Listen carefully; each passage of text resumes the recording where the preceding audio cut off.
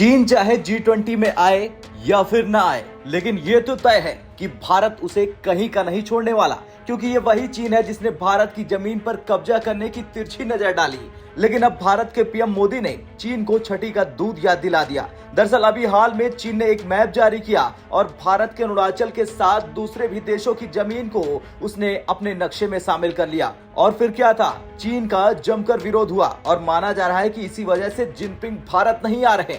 लेकिन अब पीएम मोदी ने भी चीन की इस हरकत के बाद फैसला किया है कि वो इंडोनेशिया जाएंगे और इंडोनेशिया में मौजूद उन देशों से मुलाकात करेंगे जो चीन की क्लास लगाने के लिए बैठे हैं। दरअसल पीएम मोदी G20 शिखर सम्मेलन से पहले इंडोनेशिया के दौरे पर जाएंगे। पीएम मोदी इंडोनेशिया की 2 दिवसीय यात्रा पर 6 सितंबर को रवाना होंगे।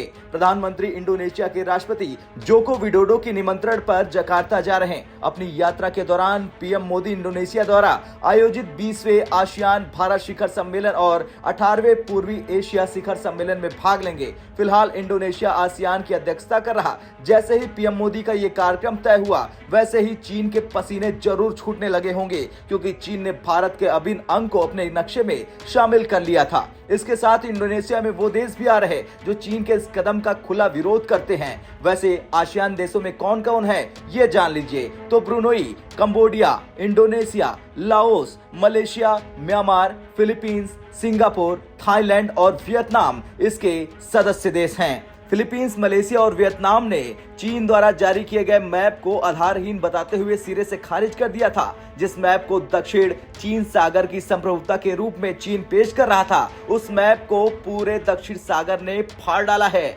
बता दें कि चीन ने दक्षिण चीन सागर के लगभग 90% हिस्से को कवर करने वाली अपने प्रसिद्ध यू आकार की रेखा का नक्शा जारी किया, जो दुनिया के सबसे विवादित जल मार्गों में से एक है, जहां से हर साल $3 ट्रिलियन से अधिक का व्यापार होता है। बता दें कि आसियान भारत शिखर सम्मेलन 2022 में भारत आसियान संबंधों के व्यापक रणनीतिक साझेदारी में बदलने के बाद पहला शिखर सम्मेलन होगा।